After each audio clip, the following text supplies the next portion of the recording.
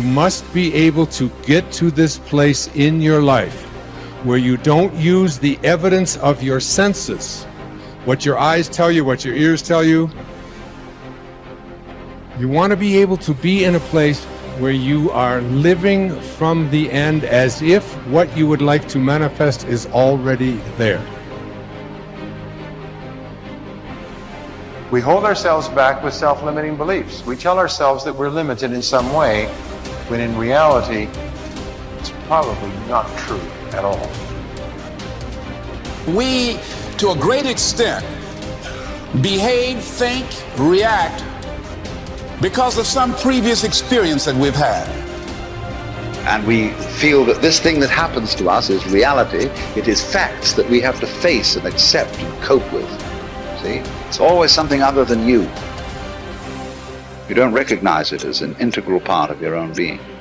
You are not just this irresponsible little mouse that's been chucked down into this world, but that you are really doing this work. You're running it. One of the great rules, by the way, one of the most important of all principles, is to challenge your self-limiting beliefs. You see, we are all plagued by self-limiting beliefs. Beliefs that we tell ourselves, things that we tell ourselves to hold ourselves back. We shoot ourselves in our own feet and then we admire our own marksmanship. So when you begin to look at your past, give an interpretation that empowers you. That's where I used to be. That's not where I am now. Ask one simple question. How extraordinary can I become? What am I capable of? What are my limits? How far can I push myself? But all by doing one simple thing. Pushing myself to get better every day. But from you are amazing. You hear me? You are amazing. And the day you recognize you're amazing, the day you understand how amazing you are, everything changes. And I need you to understand something. When you recognize who you are, when you realize how amazing you are, there's just certain things you're not going to do no more. Come out here with what you got. You don't have enough money? Don't worry about it. You got the dream. You got the idea. You don't have enough resources? Don't worry about it. You need some help? Don't worry about it. You get out here in the arena, someone will look at you and become inspired and say, hey, can I help you? But if you're sitting up on the bleachers, nobody's going to ask you anything. You've got to get into the flow of action. Nelson Mandela, in his talk, said, our great problem is not that we feel that we are powerless, but that deep down inside we feel that we are powerful beyond measure. It's an incredible thought. It's almost a scary thought, isn't it? But it's also true, because the powers that you have are extraordinary.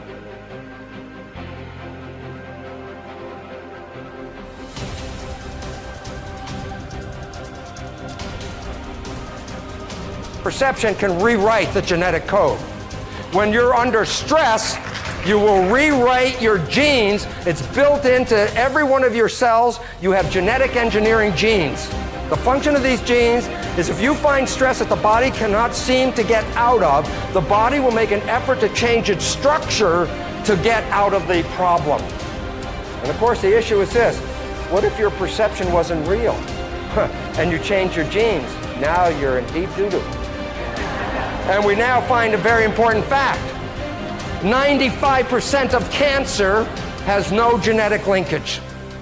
95% of cancer is a response of the individual cells to their experiencing life. And if you change your experiences, you can change the presence of that cancer. You think 60 to 70,000 thoughts in one day. Out of those 60 to 70,000 thoughts that you think in one day, 90% of those thoughts are the same thoughts as the day before. So if you believe that your thoughts somehow are connected to your life, then the same thoughts always lead to the same choices. The same choices always lead to the same behaviors. The same behaviors create the same experiences, and the same experiences produce the same emotions. And those very same emotions drive the very same thoughts. and your biology, your neurocircuitry, your neurochemistry, your neurohormones, and even your genetic expression is equal to how you think, how you act, and how you feel. And how you think, how you act, and how you feel is called your personality. And your personality creates your personal reality. That's it.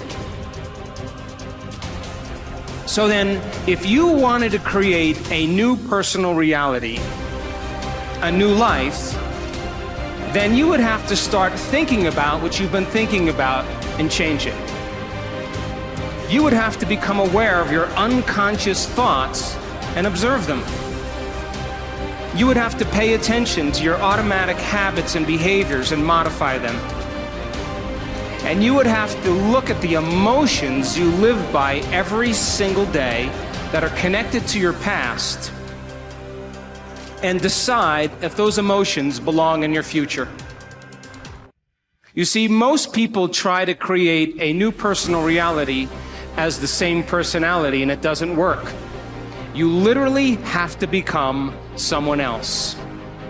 Prayer works, but not the way that you're praying. If I take you and connect a cap to your head with electrodes on it and connect that cap to a computer to read your brain waves, an EEG. I can read an EEG on your brain and see how your waves are functioning. I can tell you if you're in a low frequency state or a high frequency state based off of your brain waves. If you're an emotion of fear, doubt, anguish, begging, which is praying, the typical person begs when they pray, that's low frequency. Now, if I take you with that same exact technology and connect it to a computer, read your brain waves, and I have you in a position of upright power, understanding, commanding, unconditional love, happiness. Now it's going to be high frequency waves going to the computer.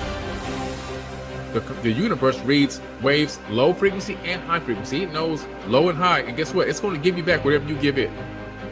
You're running around here begging and pleading and hoping and wishing and scrapping around, you're going to get the same kind of garbage back in your life. Until you stand up and draw a line in the sand and command your existence, command your potential, command who you are, command your outcomes to happen, you're going to be suffering. The reason why I command my realities is because I know the power is inside of me. So I command myself. I don't get on an airplane and pray to arrive at my destination safely. I command I arrive at my destination safely. I command it. Why? Because the same power of the Creator is inside of my body. I don't, please help me make sure I get there right on time and I arrive safely. No, that's a slave mentality. I'm not a slave. I got the power of the Creator flowing through every atom in my body. So that I have a fractal of that power in me, I'm going to command things with confidence. My prayer is, I command it. That's it. I'm done. That's the whole prayer. That's the whole prayer. There's nothing else for me to say. There's nothing else to say. Command it. Walk in your true power. Another major assumption is that we're equivalent to genetic automatons. We have genes, they control us, we don't control the genes, and therefore we're sort of like victims of our heredity. You got cancer running in your family, you say, oh my goodness, I'm going to get the cancer, I got the genes, or Alzheimer's, or diabetes, whatever. This is completely false, because it turns out genes control nothing. It's really the environment that is controlling the genes, and more importantly, our perception of the environment. How we see the world, what we think about the world is adjusting our genetics. So we find out disease, 1% of disease is connected to genetics. 90% or more of disease is connected to how we live in the world, because how we live in the world is altering or affecting our genetic activity. So what we know and what we believe is changing our reality constantly. Right, because the new science is called epigenetics. And what it means is this: our beliefs and how we see the world, we change our genetics. So rather than being victims, which we have believed all the way up to now, we are the masters. We change our genetics just by how we respond to the world. So we can change our responses, which means then we can change our genetics. So we're not victims. And one of the most personally exciting things that happened to my life was to recognize that I was not a victim of my genes or a victim of my society, that I actually am a creator of my life. And once understanding that nature and expressing that creativity, I profoundly changed my life from being a victim to being a master of my creation. And today, I have such a wonderful life that it actually has no comparison to the first 40 years of my life where I lived under the programming that I received as a child. Today, I've created such a joyous, wonderful life that I look forward every day to waking up to have another day on this beautiful planet.